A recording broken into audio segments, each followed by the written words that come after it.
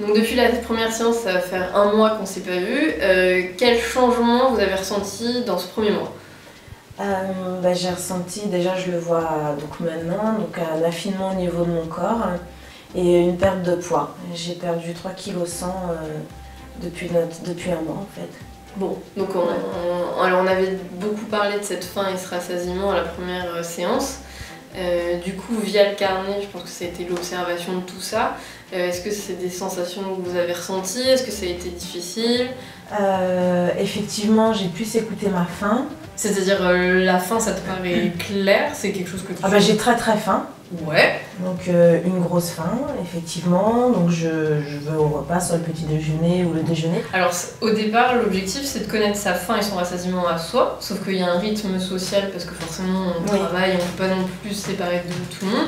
Donc c'est après connaissant sa faim et son rassasiement, avec le rythme social, parfois on est obligé d'anticiper. C'est-à-dire là, je n'ai pas faim au moment du déjeuner, mais je sais, connaissant ma faim et mon rassasiement, que j'ai faim à 17 h. Donc je suis obligée là de manger. J'anticipe, mais c'est pour éviter le creux.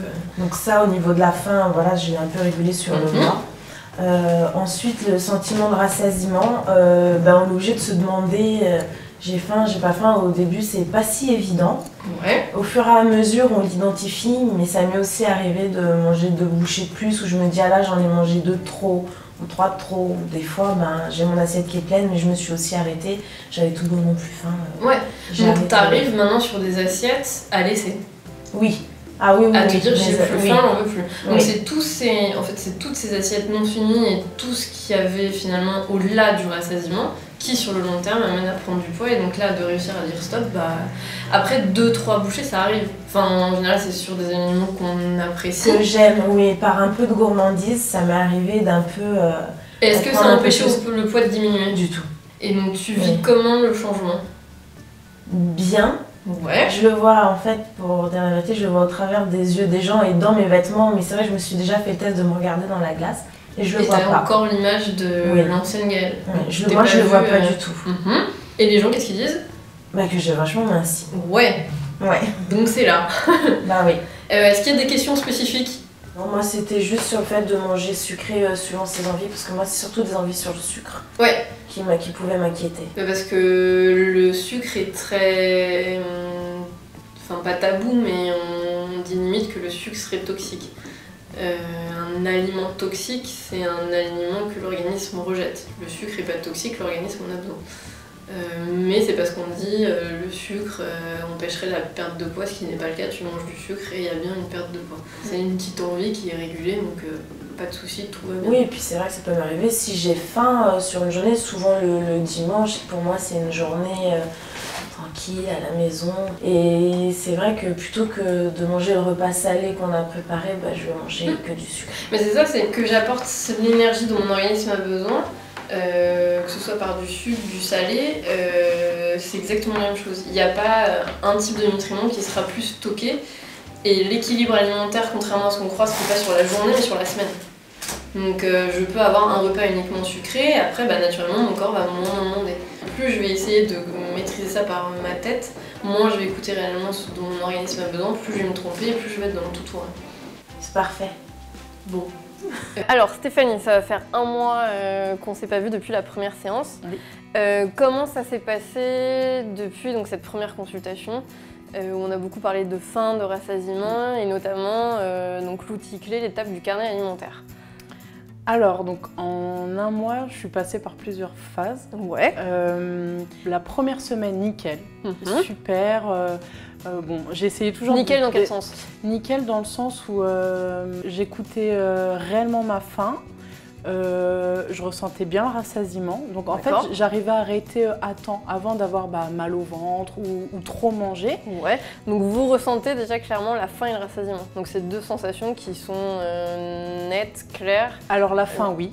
Ouais. Même avant de vous voir la faim, je connaissais le la sensation, merci. Le rassasiement, c'était beaucoup plus difficile.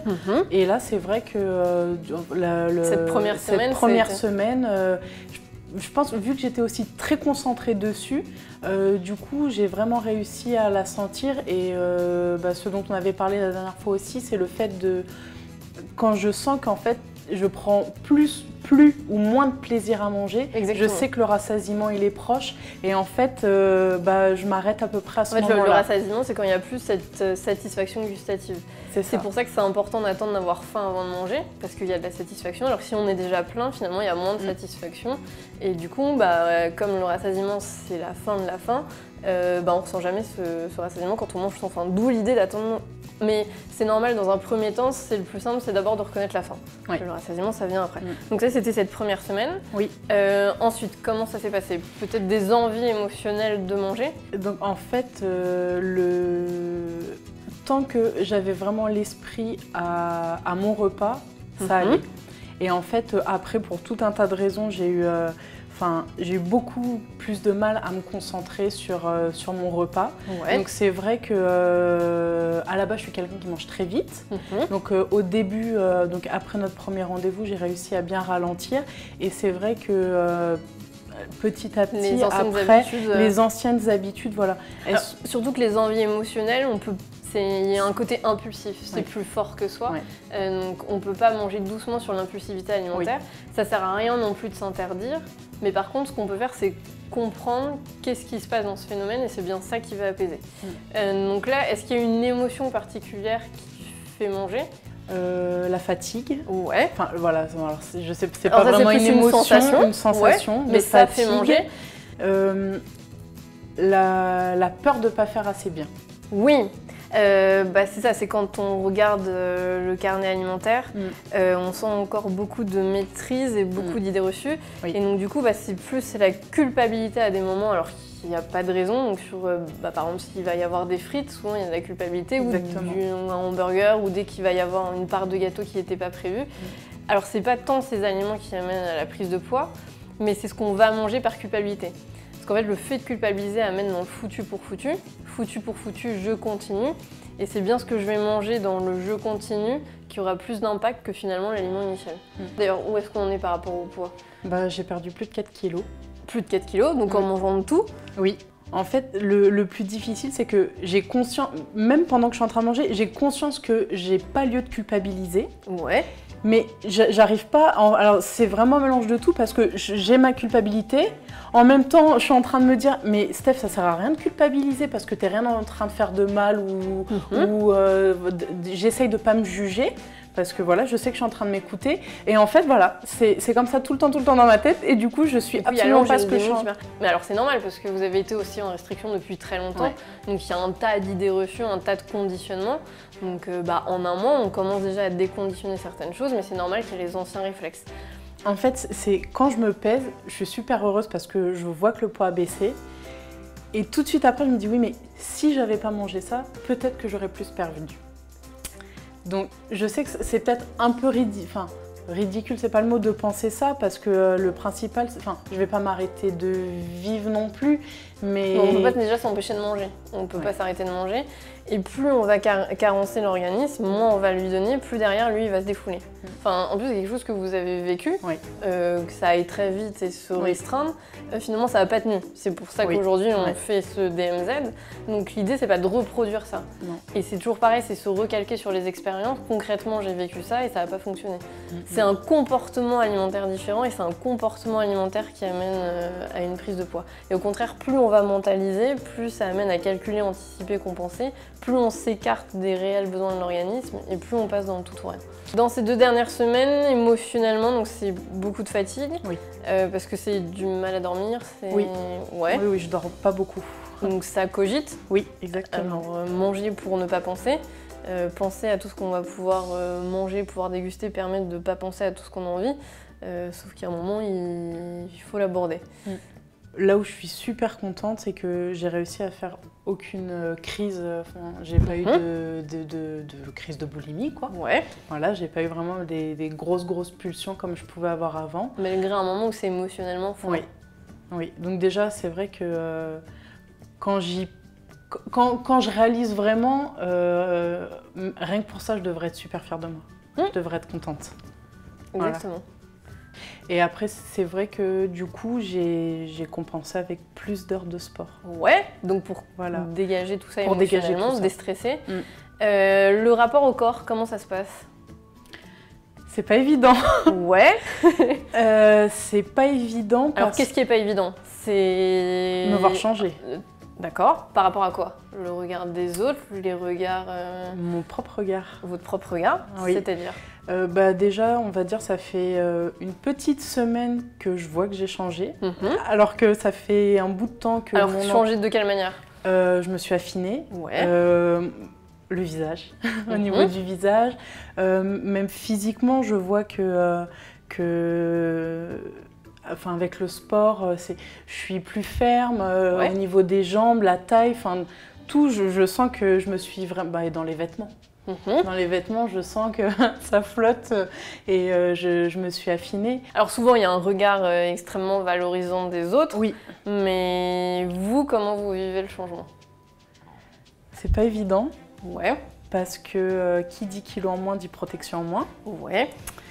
Donc, en fait, quand j'ai un miroir devant moi, mais ça peut être au détour d'une rue, quand je rentre dans un ascenseur, je vois un miroir et que je me regarde, et je vais, ah oui, je vois que j'ai changé. Mais dès qu'il n'y a plus de miroir, pour moi, je suis la même Steph que d'habitude. Enfin, que d'habitude.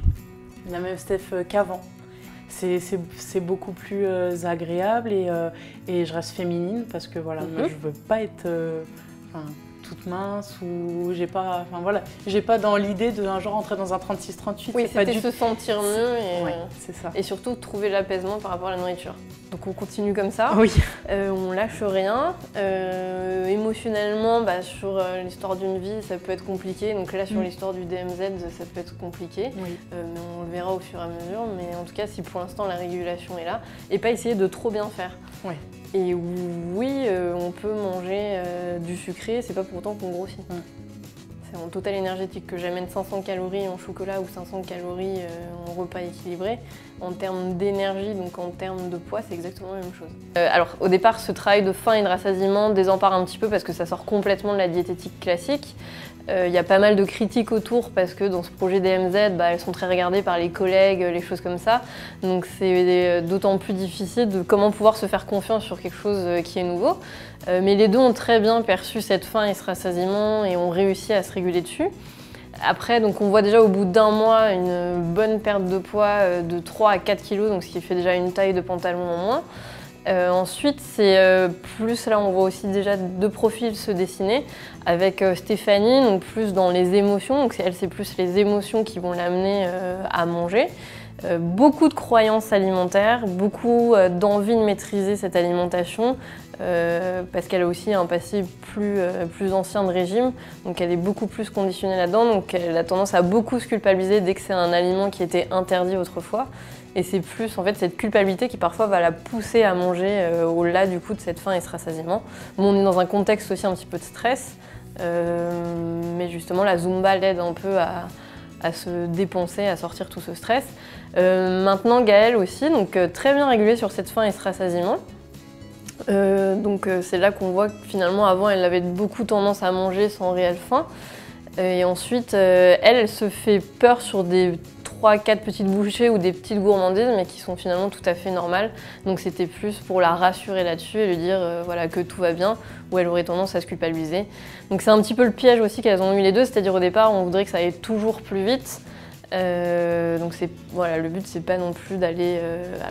on perd déjà pas mal de poids, mais ne pas vouloir aller trop vite, ne pas plus se restreindre parce que c'est là où on aura l'effet rebond, on aura un effet yo-yo. Voilà, donc pour faire un bilan, 2 personnes déjà bien régulées sur leur faim et le rassasiement sur un mois.